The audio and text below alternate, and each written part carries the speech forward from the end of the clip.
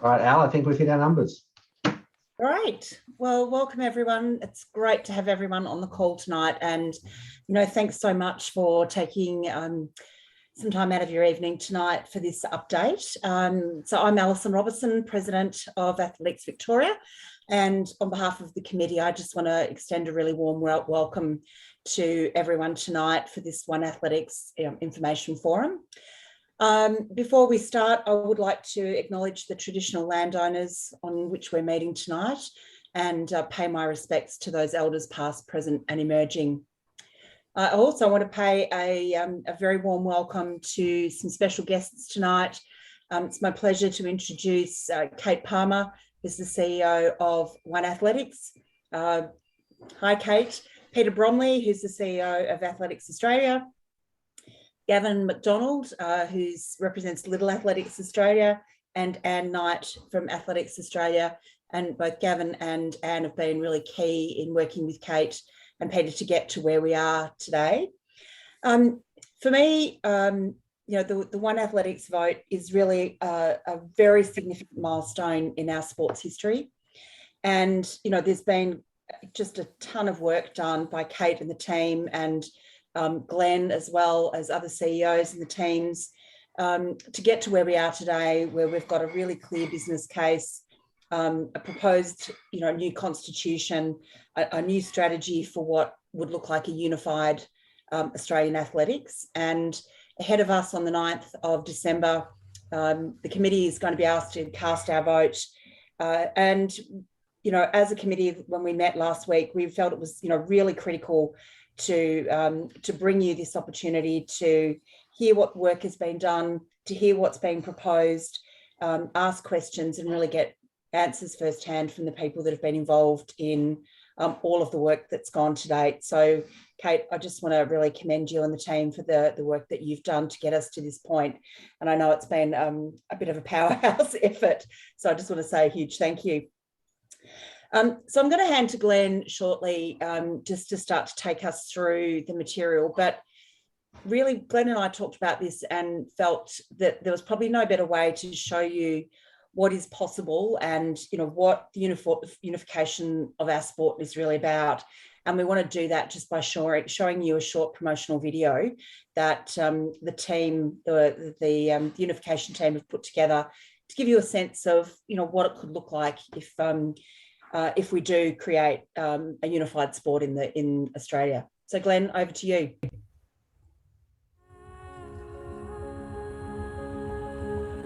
Athletics Australia and Little Athletics Australia are coming together as one.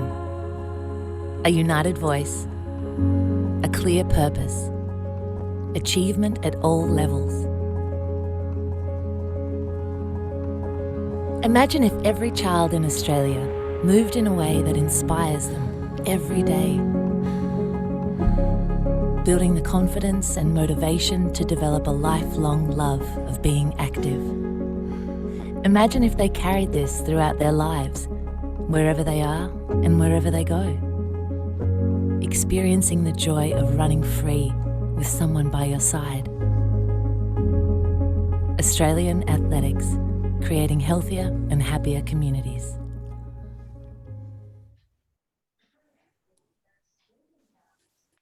I have to say that video gets me every time, totally gives me the tingles. So Glenn, I'm going to hand over to you now to lead the discussion and share some of the thinking.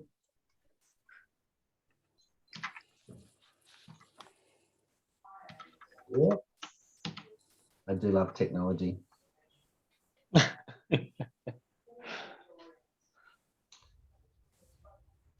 Okay.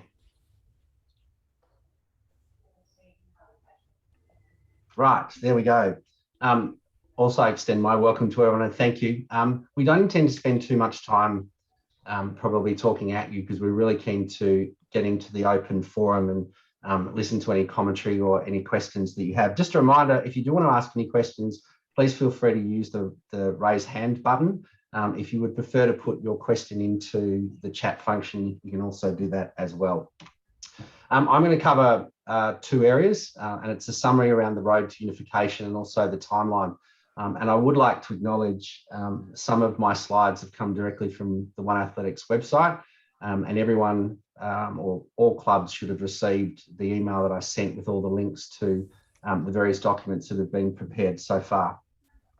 We'll also hear from the Athletics Victoria Committee. A number of the committee members are on the call this evening.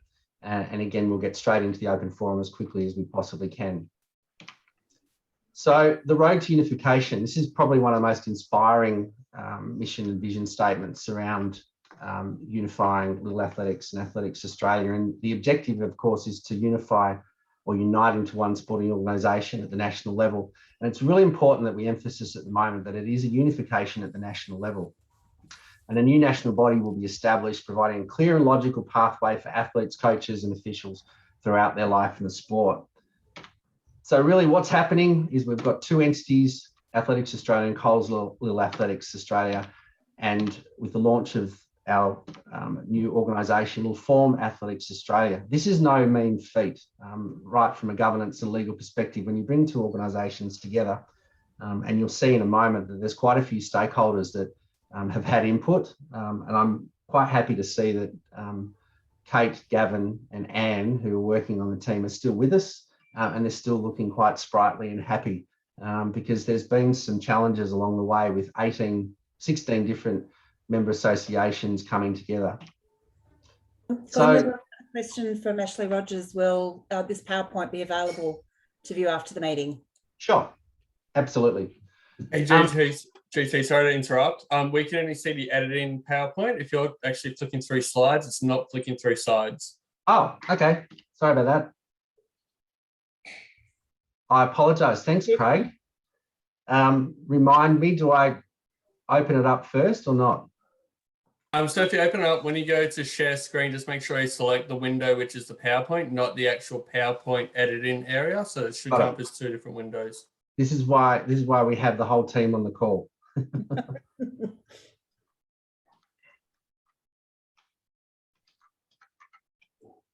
Now, if I go share, thank you for that.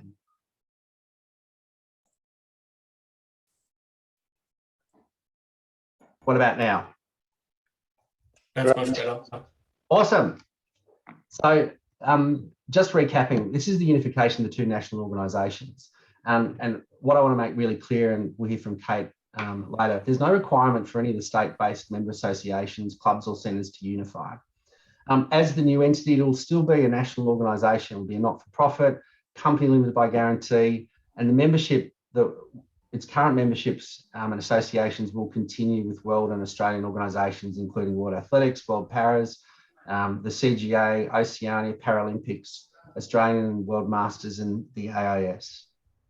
Now, Craig, is this clicking through? Hang on. Now? Yep, that worked. Awesome, because this is the fun bit. So currently under Australian Athletics, and you'll understand the gravity, there are 16 organisations, some who are already merged. Athletics West and Athletics ACT are in the process of merging. These are the stakeholders in the discussion around the unification process. And under the new entity, there will be no change. Each entity will be recognised, and there's provisions in the Constitution for at a later stage. And as I said, it's not compulsory that member associations can merge. And I just want to explain, as a frustrated former lawyer, that there's quite a significant and complex constitution that's been drafted in order to acknowledge the current stakeholders and the current member associations, but also the constitution requires some breadth and depth to prepare for the future for merged organisations. So what has happened so far? There's been a plethora of work that's been completed, and the link that I sent you to the oneathletics.com website. For us, the business case setting out the process, the roadmaps and the reasons for unification is extensive. It's a very big document, and we were provided with a draft of that at the end of August, beginning of September, and we were given an opportunity to provide feedback. And since then, there's been an addendum to that business case, which is now one document when you go to the OneAthletics website. Other documents that have been prepared by the OneAthletics group, the benefits of unified athletics, and all of these were in the links that I sent you. There's a draft strategic plan for 2022 to 2025. And I'd like to acknowledge Gavin. I stole his presentation, just the cover page, the Australian Athletics Case for Change, which is a significant document, and it is on the oneathletics.com.au website, but it highlights at the high level the benefits of unifying these two national organisations. But this is just a snapshot. There is still plenty of work that requires completion. And I guess the other point, and I'm sure Kate will agree, that moving to a unification, not everything can be completed before you unify it. It would be an absolutely mammoth task. However, there's some really fantastic work in the roadmaps that are set out in the business case about the timelines for next year, engagement with member associations, roadmaps around workforce, product development, pathways, etc.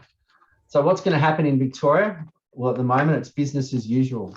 With our three organisations, Little Athletics Victoria, we're going to continue the alignment opportunities. We already have a shared office. We'll continue to collaborate on sport delivery with calendars and events. There's certainly an appetite between the two organisations to align strategies. We'll continue to provide support to clubs and centres as part of our strategic plan. And we'll continue to review product and membership offerings as we go along. So as Alison mentioned, the timeline, 9th of December, the special general meetings will be called for both Little Athletics Australia and Athletics Australia. And at that meeting, there'll be a number of resolutions that each member association will be asked to vote on for unification.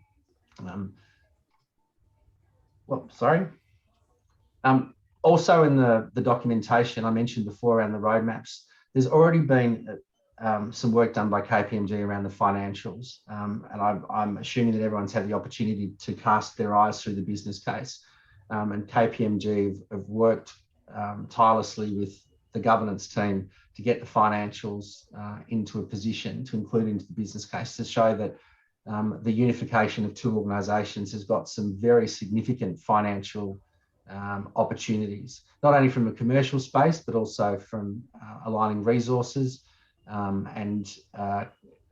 commercial opportunities, aligning resources, but also from aligning its operation. A big component in the roadmap going forward is sport and integrity. Unfortunately, we've seen quite a bit of news about issues in other sports around child safe principles and so forth. And this is a great opportunity to incorporate the sport and integrity framework into the new organisation. There will be, I suspect, quite a few questions around products and the pathway and the things that where the organisation is going to look at going forward. Again, keeping our messaging and our marketing consistent across everyone that's involved in athletics. Again, the National Competition Framework, age group specifications and events, it is a big piece of work, and it is quite a complex piece of work that both Little Athletics and AA member associations have been consulted right throughout the process. We've done a number of workshops. We've been involved in a considerable consultation process, including subcommittees across the key areas, including governance, commercial, products, etc. And it's not going to be an easy fix. It's not like switching on a light bulb, as we've had some discussions internally. This is going to take some time, and the transition and roadmap set out in the business case outline some of the strategic discussions that have already taken place.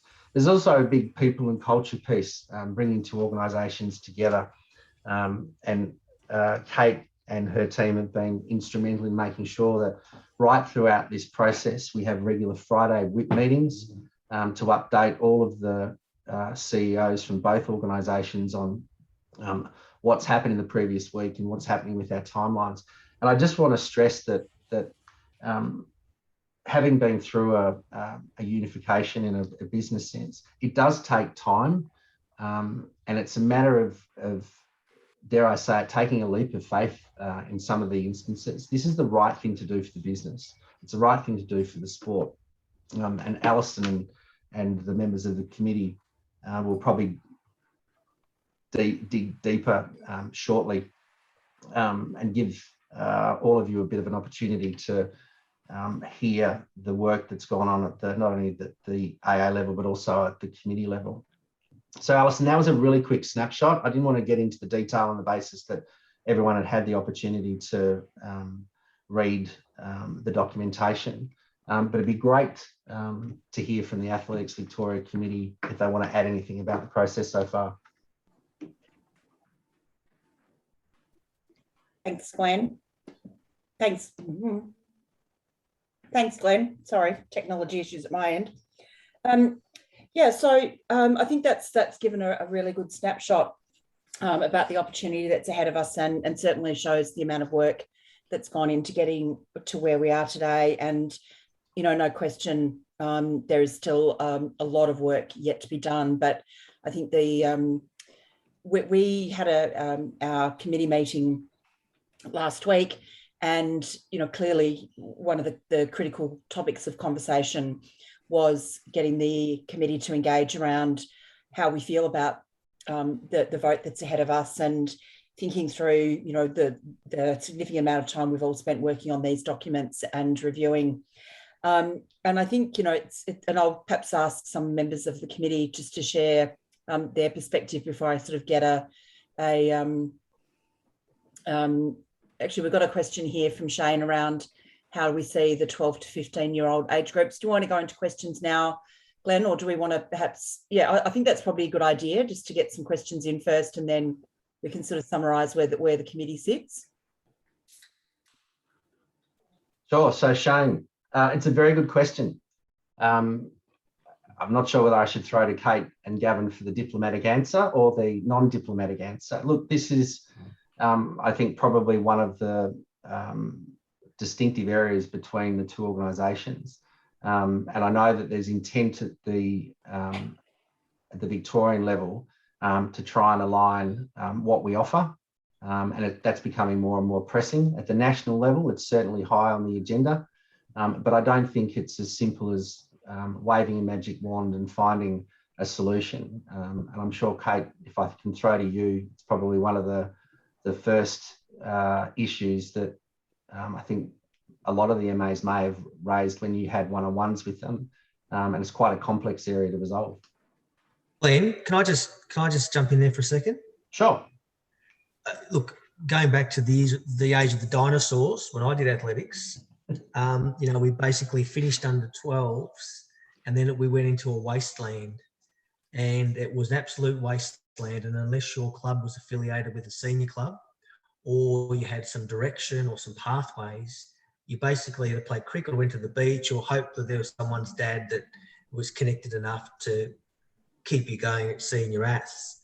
So how do we stop us going back to why we started the under 13s to under 16s at Little Aths to begin with? Anyway, that's my question. So I'll go back on mute. So, Glenn, I think Kate's deferred to me on this one, if that's okay. Yeah, go for it. Jump in. So yeah, Shane, thanks. Really good question, right? So let's put a couple of facts out there to begin with. So Little Athletics has somewhere between 70 and 80,000 kids who register each year, but only a fraction of those remain in the sport, let's say beyond 16, 17. And we've done data analysis of the numbers, and it's a rapid decline. Each cohort of about a 2-year cohort decreases by more than 50% each time. So by the time you get to 17, not very many are left. So Shane, I think the dinosaurs are still having an impact in that space. What we absolutely do see, and this is based again on some evidence that New South Wales has discovered through analysing and talking to their participants, those kids in that 13, 14, 15, 16 age group who are participating in both their Little Athletics Centre and integrating and working through into their senior athletics clubs are more likely to stay in the sport for longer. And that's something they've learned over 4 to 5 years of running their dual registration process. The other fact to put out there, this age group, the early to mid-teens, is an Australian issue. For some reason, sport in Australia cannot hold on to these kids. They look for other things. We know what they are. They're looking for community, they're looking for social, they're looking for fun. They want competition, but it's not a primary factor of what they're after. And some sports do better than others, but none are succeeding in this space. So we just got to put that out there to start with.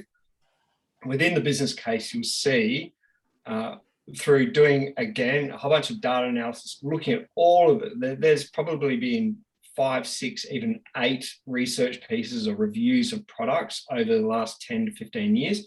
And anybody who might know my background, I paid for a bunch of those when I worked for Sport Australia and Australian Sports Commission. We've taken a lot of that. And what we're kind of proposing is what the sport requires is those kids who are enjoying the passion of succeeding and performing and have a dream, then we need to provide the platform for those kids. That's really important. So that part doesn't change. Whether that's little athletics, whether that's senior athletics, we've got to provide that. The other part, though, is we've got to provide this dual pathway for those who are not seeing that dream, but love being with their friends, love athletics, and just love participating. They don't compete. Competition's part of it, but it's not a primary aspect of what they're doing. So like what many sports are starting to do now is create this dual pathway at that age group. Now, later in life, you can cross back into the performance pathway or you can cross out of it into the social pathway. And it's really important to be able to offer those two things. Probably the last part of the piece of work will have to happen. And as part of this unification, if we can get it across the line, we've got $225,000 promised from Sport Australia to implement all this, implement it in a way that doesn't put pressure on clubs, doesn't put pressure on centres, but actually fits into the gap and helps these environments thrive and hold on to these kids. But there will be people employed within Australian athletics to work on this over the first 12 months to put it into place. Gavin, Glenn, can I just add a comment to that? Go for it. I think also when you look at the business case, we're not talking about a wholesale change on day one across the country. We're looking at, as Gavin just alluded to, we will look to find states and member associations and clubs that want to start testing this. So I always call it the test and learn approach, so that we understand how it works and we take the best learnings from each of the opportunities. And we, as we said in New South Wales, we've taken that dual registration as a way of learning what the data tells us and how we can then develop that and broaden that. So most of those changes we're talking about are 1 to 3 years. And that's because we want to take this very steadily to make sure we pick up the right outcomes and that the 1 + 1 = 3, not 1 + 1 = less than 2. And it might sound pretty simplistic, but that's what we're trying to do. I think it's also a good platform, Shane, that there is certainly scope at the centre and the club level, even at the region level within each state member association, just to not sit back and potentially wait for the Sermon on the Mount to come down from the national organisation. There's certainly an opportunity, and I mentioned it really clearly that particularly with centres and clubs, there's no requirement that they merge. However, if we look at the grand scheme of what's happening in Victoria, both organisations have seen at certain times in the rotation a decrease in membership. We're seeing more pressure put on our volunteers and our clubs and our centres, and effectively, if we want to be quite crude about it, we're chasing the same market with 2 organisations, and that doesn't prevent us continuing the conversations with Little Athletics Victoria about what we could do in our own backyard and in our own state to improve the product and provide other opportunities. So does that answer your question, Shane? I think you did a really good job. Look, we know it's a complex issue, and I just wanted to put it out there that it's certainly something that I've been thinking about. With the Sandy Little Ass and Sandy Senior Ass, where we're doing a fair bit of work together, but we certainly see that as a drop-off age, and 2, I think one of the things that we compete against is the beach, and that whole the community thing is so big at Little Ass, and I find it there's certainly a bit of a drop-off at Senior Ass, and so I suppose the challenge for OneAthletics is how do we bring that community the little Aths community that, you know, like you said, people just rock up, kids rock up, families rock up because it's a great community. And how can we transcend little Aths and bring that into the senior Aths community, and all the OneAthletics community? So it wasn't really sort of, I was just sort of putting it out there, and I'm sure we were sort of thinking, how do we, you know, if we keep them in from 12 to 15, then there's a greater chance of from 17 and above, you know, how do we do that, and how do we do it to working together? And I think the other side of the story is that, and, you know, I've got a kid who's sort of just recently, you know, made that move from littles through a dual member, dual athlete, and then now is seniors. One of the things I think is that the sport actually makes it difficult for kids to be clear about what their next step is, and be clear about you know, how to stay connected. And actually what we're asking kids to do is making a choice, you know, different types of choices that actually potentially you know, either move them away from their friends or put them in a position where they're having to engage in the sport in a way that actually doesn't quite suit them. So I think, you know, to me, this opportunity is about simplifying the pathway through, creating the right experience for that age group so that they can choose whether it's their more elite path, whether it's your participation path and the social, be able to move between those different aspects. And I think to me, that's really exciting. And actually to be able to say on a Saturday, well, you only really have to go to one set of events. You don't have to go and do a little bit of littles in the morning and then a bit of seniors in the afternoon, so that you can, you know, still qualify for your championship events and you know, and yeah, absolutely, Alison, you're spot on. Absolutely spot on. I mean, we've got a, you know, if you take kids in transition at the moment, they've got a bevy of events coming up. Now, they've got to choose between little Aths, which they still love that community. Yeah. Do I need to qualify for something? Do I need to run at AV? So it's a difficult choice for them. It's not just a difficult choice for them. You know, as a parent, there goes your weekend. Yeah. You know, so it's aligning these things becomes so important, and it gives them the choices, but at the same time, it gives them more opportunities to sort of pick and choose. And there's no reason at this point in time where they can't do both if there's a fair bit of communication between all the bodies involved. Anyway, I think I've said too much. Yeah. Can I just add one final point? You know, if I think about, to me, what is one of the most exciting opportunities through unification is that we could actually create events that work for a whole family. So mum and dad can compete, the kids can compete, we can all be, you know, competitors in the same event on the same day. And that would just be phenomenal in terms of that family engagement. Alison, can we go to Nick Millad, who's got his hand up? Nick. Thanks, Glenn. Well, firstly, congratulations everyone on the amount of the work completed. It's a very impressive quantity of work that's being done. I suppose my question to Gavin, you mentioned that the Australian market is quite unique in the challenges we have in retaining the age brackets that we have from 13 to 17, the drop-off. As part of the project, did you look to any overseas markets or any similar comparative cultures, communities, maybe overseas, to see what they're doing in order to retain the kids? And if so, are there any learnings that we can incorporate into our project or our situation? So I admit not in this project. In my previous working role with the Australian Sports Commission, though, I did look very deeply into other nations and what's happening there. The uniqueness in Australia is it's such a complex and crowded marketplace. There is no other country in the world where a child on average does 3.5 sports between the ages of 5 and 12 on average. And many kids are doing those consecutively throughout the year. You know, they're playing footy in the winter and maybe doing tennis and athletics, and possibly then doing a random one on the side like cycling or swimming or something else. It's a very unique environment. And then you add in everything else, which is, you know, access to the outdoors, access to equipment, access to recreational places, you know, safe places for kids to hang out and be together. It's a very unique environment in Australia, and that's where I kind of take that from. Okay.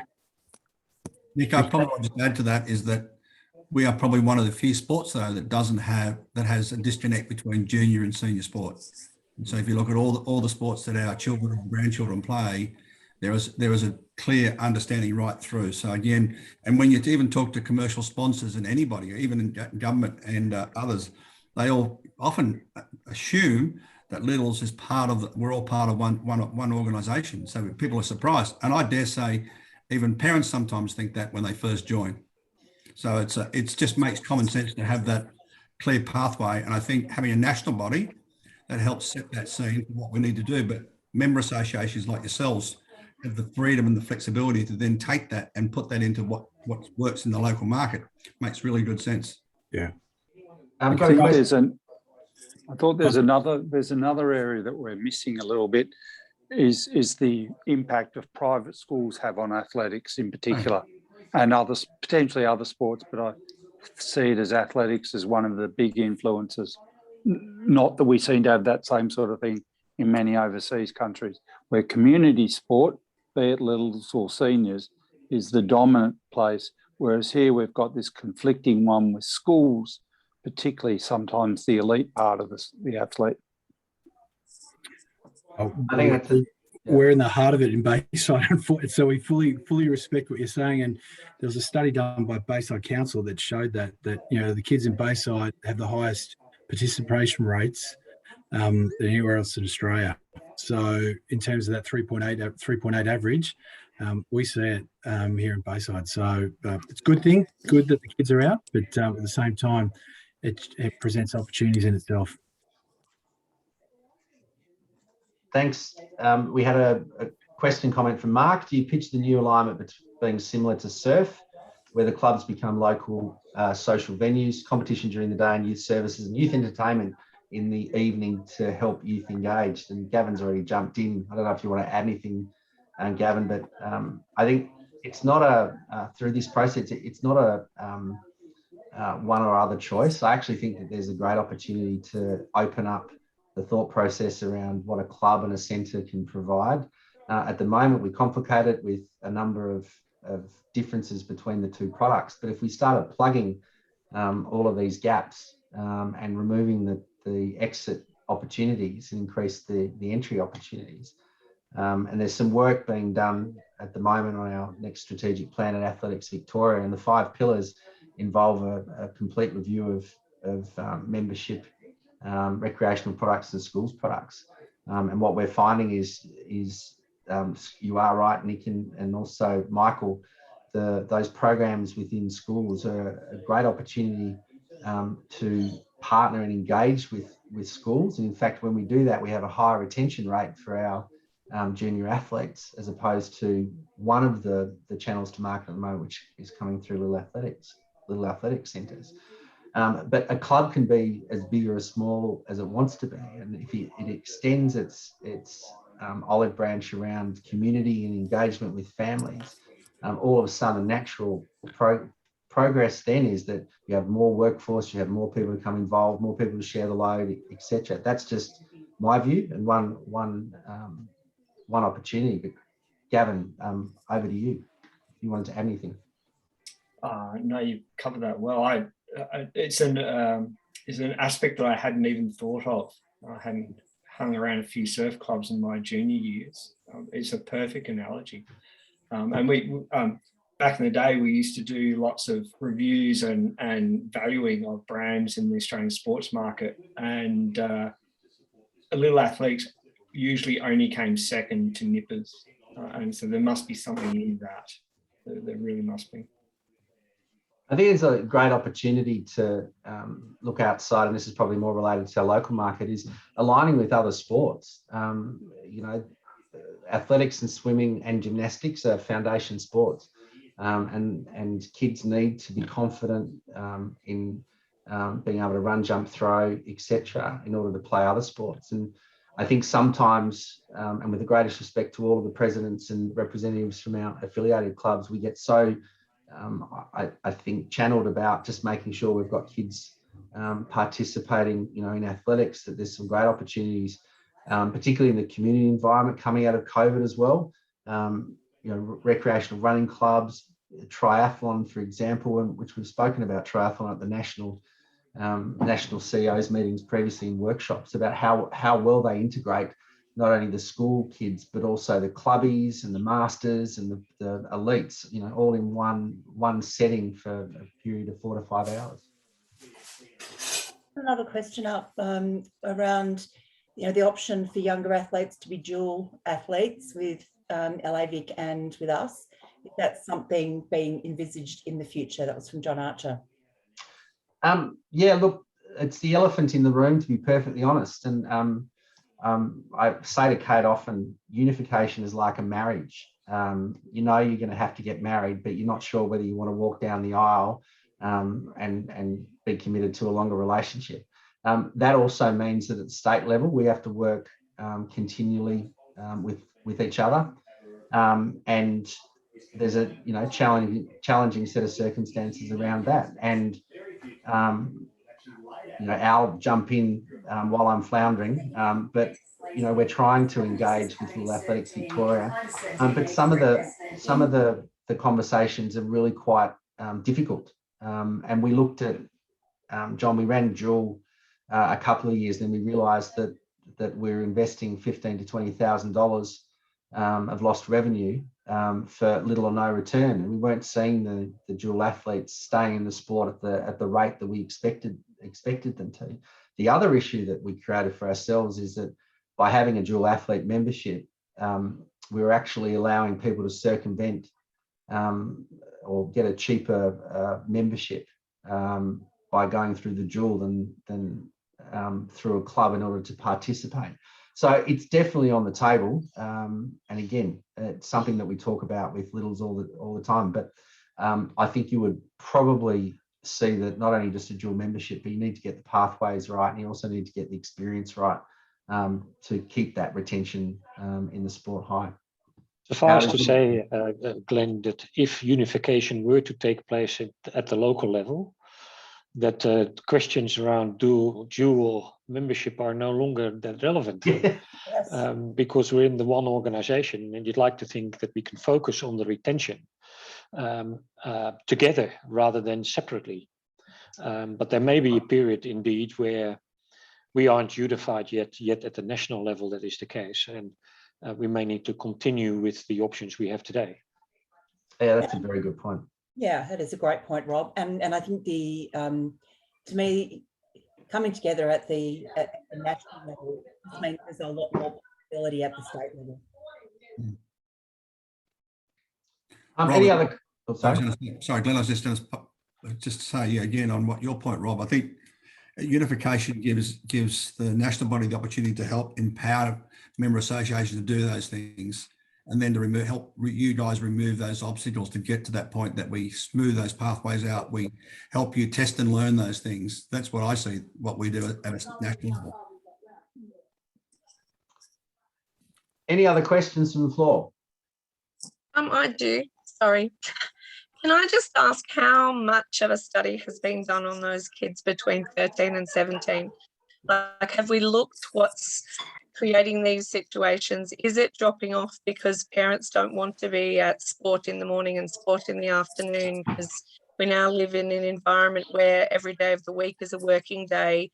And if kids are doing 3.5 hours of sport, 5 sports a week, is it because families are busy and they can't do both? Is it because the teenagers of today are so savvy that they don't want to be a little athlete anymore? They want to transfer to something where they can make choices. I mean, at 14 and 15 now, they're being asked to make life choices, like what career they want to have, what they want to do in the future, but we're not giving them enough choices about their sport. I'm coming from sort of 35 years involvement in Little Ass through to seniors, and I can tell you on the whole, when those older kids get to senior athletics, they prefer it because they're treated like an adult. They're given choices, they're given options. Do we need to tap in on that? I mean, these are the technological kids of the world. Like, they're far more savvy than a teenager was 20, 25 years ago about what they want and what they want to do. Have we looked at that, or have we just looked at a pathway that we think will be better for us? Because if we want to retain these kids, we've got to understand them. Sorry, that's just my question. No, everything you said is right. And so this one is this is what we call a wicked problem, and it truly is a wicked problem. It's really hard, and I can give you a label. I know people don't like labels, but I can give you a label for these kids. They're digital natives, is how they're referred to. So these kids don't know any other world other than clicking on a mobile phone and getting everything they require. And you'll see in the business case, and to support the business case, there is a document that's about 40 pages, which culminates in all of the research and all of the collective understanding across the sport brought into one place. One thing in there does say that whatever this thing is, it's actually more about brand and more about the digital connection to this community than it is about what happens out at the oval or on the track. Once they're there, I think the sport knows how to deliver to them. The problem is we can't get them there. And when we do get them there, we can't keep them there. And it's probably more of a series of things that need to happen around the actual activity itself, rather than a change of the activity. Athletics is great. You know, when people become passionate about it, they're stuck. But it's really difficult in the muddy, murky world with everything else going on to attract these kids. Thanks, Gavin. Thanks, Lynn, for the question. Anyone else have any questions to either Kate or Gavin or the AV committee before we hand back to Alison?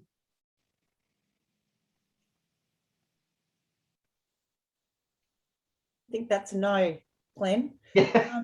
I think that's a no.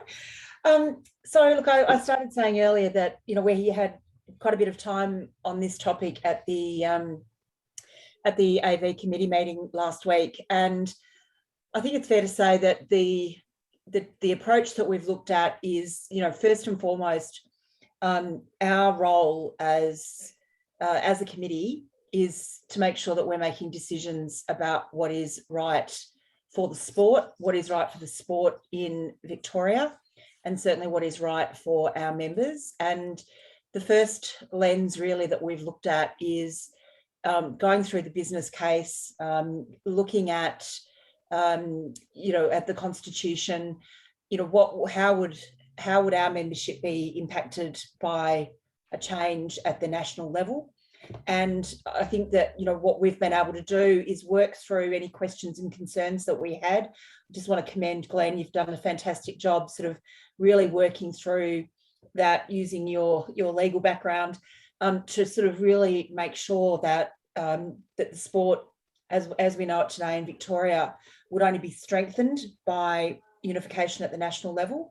You know, there's no question that, you know, earlier versions we still had concerns around, you know, what would happen, for example, on a financial basis, and you know how would it impact our members, and how would it impact all of those of us that engage in the sport, whether we're athletes, officials, coaches, volunteers.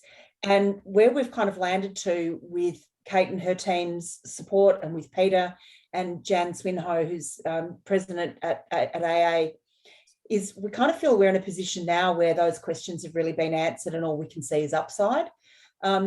And, you know, when, you know, I actually asked the question at the committee, you know, if we had to vote tomorrow, what would we be saying? And the general consensus around the table was, you know, that we'd be saying, yeah, we think this is the right thing to do for our sport. Rob, do you want to perhaps expand on that? Not really, No, but no, I can only reiterate what you're saying. I mean, from our perspective, I think there's indeed a common view that that this is an opportunity to grab, and not just to adhere to some sort of process. You know, we can latch on to this national initiative with quite a number of improvement items if we can put our joint shoulders underneath those. And one of the dual athletes was a typical example. So we'd like to think, and are already thinking, and have been thinking, I've got to say, within the committee of what a joint world could look like, and are doing some planning around that. And I'm sure hopefully we'll get the opportunity to sit around one table and nut that out. Yeah, thanks, Rob. Look, I think one of the reasons I came into was interested in getting involved with the committee was you know, that was when my son was right at that point where he just started seniors and was doing littles as well. And it just seemed to me that we need to simplify our sport, and, you know, the best place to start with that is at the national level. So that's sort of where we are currently sitting. And tonight was very much about the opportunity to share with you certainly what our current thinking is, and but mainly really to engage with you and bring you along to understand, you know, the work that's been done, you know, the fact that this isn't necessarily the fully completed story of how it's all going to unfold. But I think, you know, for us, getting to have a single organisation as the sole governing body across the national level just means that we can then, you know, simplify, deal with one organisation, and then really deal with those more tactical issues around the different age groups and, you know, and how we actually get the work done. Glenn, anything further from over? Perhaps I'll hand back to you. Oh, okay, sure. I just wanted to publicly thank. It looks like Kate wants to say something too. Go, Kate. Hello. Hi, everyone, and thank you very much for inviting us to attend this evening. First of all, can I just acknowledge the work of Athletics Victoria, and in particular, Glenn and Alison, but the whole board. Glenn has been the go-to person when a problem comes up. Not every day, but they do come up, and it always provides really great advice. So thank you for that. And look, I'm not suggesting that we know all of the answers, but I have to say it has been an amazing project working with athletics. It's a really competitive market out there, and I think Athletics Australia and Little Athletics Australia have approached it in a really strategic way. You know, they have a project team, and Gavin, who you can hear, you know, his knowledge in this space is just actually, I don't know that I know anyone who has more knowledge. And who does the work in the background for us on all sorts of planning and preparation. For us, Athletics Australia and Little Athletics Australia, under the Australian Athletics banner, we already have a board meeting. They're not official yet, but they're talking about the future. And what we're planning for is, what does business as usual look like while we transition to the new world? And I think athletics have done that well, because and look, I'm not suggesting they're going to be able to flick a switch and all of a sudden the new world is here, but the background, the preparation, you know, and you know, the body that will represent the interests of athletics, not only nationally but internationally, you know, really strong, compelling voice, and representing a sport that deserves that attention, you know, as a single entity. So, you know, it's been wonderful working with the community, athletics community across the sport to look at what's possible. I firmly believe this is actually, and I am conflicted, of course. I want the member associations to vote yes, but this is necessary, I believe, for the future of athletics. And you've raised a number of issues today that cannot be solved in any other way. One thing I'd like, and I guess a call to action for all of you, and I think it was Lynn saying you'd worked across both Little Athletics and Senior Athletics. You need to go and speak to your colleagues in Little Athletics and talk to them about what it will mean for athletics in this country. They, of course, this is a big decision for everybody, and the members, the individuals, need to understand that this is critical to the future of the sport. So if you need any information, and you know, Glenn's done a terrific job of spreading and pointing to you to the right spot, we're happy to answer questions, but it's actually critical if athletics is going to compete in this really busy, not only these uncertain times that we're living in, but also against commercial sports that just consume every minute of every fan's attention, but also every participant. So take the leap of faith. And I appreciate, Alison, hearing that out loud. I have to say, it's music to my ears, hearing you say that this is possible, because we really believe in it, and we know that Athletics at Victoria is a terrific organisation. and we look forward to working with you and up until the December 9th vote. So any information you need to speak to your Little Athletics colleagues, please tell them what a great idea it is and that they should speak to their Little Athletics state counterpart. So we had one last question from John. Coaching in schools, are there any changes to the current LAPS active Aths sporting schools? I'm deferring to my learned colleague, Gavin. I don't know how to take that, Glenn. Thank you. Look, this is actually a really important piece. There's a lot of work to do. This is one of the challenges the sport needs to work through. We do take the very bold position in the business case. Little Athletics as a brand and a product is synonymous with the sport, right? Every parent knows it. What really needs to happen in the primary school space is, and we're not talking about those kids who are doing carnivals and the work that the states do really well in that space, but it's delivering athletics in that 6 or the 8 or 12-week program. It should be branded, should look like Little Athletics, just like AusKick, just like all those other products, so that when they go home and they say they want to do athletics, when they go to the local centre on a Saturday morning, they have that affinity already, and they can see and they know what they've experienced. And currently, they're seeing different things in the school and they're not understanding what their connection is outside of it. So I can't answer that question completely, but there is a lot of work to be done there. There is a massive opportunity. So LAPS and the sporting schools products that are delivered through AA currently do, to the most part, drive into different marketplaces. The sporting schools predominantly is in the public school space, and LAPS is predominantly in the private school space. But there is a great opportunity for athletics to actually deliver the largest sporting schools program in primary schools and overtake gymnastics, which is the current largest primary school program in sporting schools. And they can do that with the weight of Little Athletics and the resourcing and power that's out there behind that. Thank you. One last question from Mark. Unification makes sense. I think the complexity is how. One club having an LAVic and an AV in their suburb is simple, using Doncaster. Where there are a number of small LAA club or centres feeding into one AV club will be tricky, a bit doable. How do you see such a transition? What resources do you think we need as a sporting body? Locally, can I spruik about the BRAC Hub Manager project, which is part of AV's current strategic plan, one of our pillars. The methodology around that, by putting an AV resource into the region, is to get research and data and do this trial for this very reason.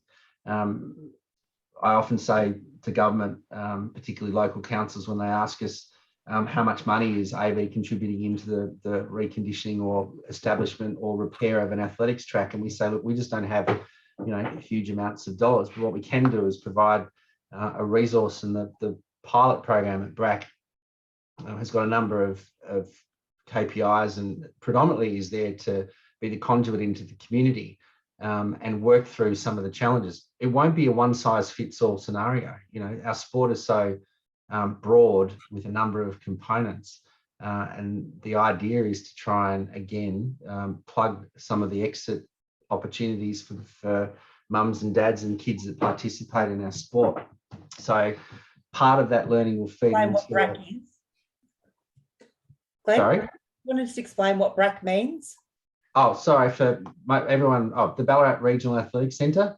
I think everyone nods should know what BRAC is. If they don't, I apologise. And I did share, I think, the opportunity that with most of the clubs, but the sorry, now I've lost my train of thought. Oh, sorry, that feeds into one of the questions that we've posed at the strategic subcommittee, and Rob, jump in, is if we started the sport with a blank sheet of paper, what would it look like? And it's not from the point of view of taking stuff away. It's saying, have we actually got the right model? We talk financially each year when the Treasurer stands up at our AGM and says, we're basing our financial outcome on levels of membership. We've tried to implement other channels to increase revenue opportunities. We're building up our contract for services. We're helping AT. We're helping other states with educating their competition teams and so forth. But at the end of the day, you know, have we got the model right? And so part of that is deep diving into, well, is the structure of the organisation correct? You know, have we got the right membership model? Have we actually, are we supplying the right product to the market? And this is happening independently to what's happening at the national level. So in a short but long way, Mark, just saying that that's definitely on our radar in the short, medium and long term from a strategic point of view, and looking at ways that we can provide and support clubs and centres. Caitlin's got a program ready to roll out in the next couple of months, which will dovetail back onto Club Connect, but it will drill down into, you know, not only just structure and governance, but it will also provide opportunities to engage with other local community organisations in the area and take advantage of grants. So it's actually quite a broad project that we're starting to get some really good data to formulate our next strategy. Rob. I might add a little bit to that. I absolutely like this question for a number of reasons. One, it shows that Mark is already thinking about what the future might look like if we go down the path of unification, and clearly that needs to include the resolution of these type of questions. And we don't have to resolve that tomorrow, but it is on the to-do list. And it's I think it's absolutely critical for us to know right throughout Victoria what the capabilities are, not only between us and Little Athletics, but also schools, universities, councils, etc. This item is indeed on our radar, and we need to get to some sort of mud map to ensure that if unification were to happen, we've got a very clear view of where the where centers might be or where hubs might be located, etc., to improve even the way we serve those that aspire to participate in athletics. So I like it from that. And from a transition perspective, I think our program of work for the unification will need to address this, and it won't be on day one, I'm sure. I think that's it, Alison, unless there's any other questions. Great. Well, thanks everyone for coming. I hope this has been informative. I hope you feel it's given you an opportunity to get a sense of, firstly, the work and the significant amount of work that's been done, but also, you know, to understand more about what the opportunity offers and where the committee are currently sitting. If anyone's got any questions, just please do reach out to myself or to Glenn. And, you know, we're happy to continue the conversation outside of this forum. But thanks again. I just want to really, again, extend my thanks to Gavin, Kate and Peter for coming along and joining us tonight. It's really great to have your support in this discussion, and, you know, giving people the opportunity to hear it direct from you guys, I think is really valuable. But thanks to all of you, because you've given up, you know, an hour of your night tonight, and I hope that's been a really good investment for you. Thanks, everyone. And I'll post the video, and I'll circulate the PowerPoint presentation later this evening. And we look forward to releasing our next set of restrictions, hopefully this Friday, when we know exactly what the government's going to tell us about returning to competition. Stay tuned. Take care, everyone. Thank you, everyone.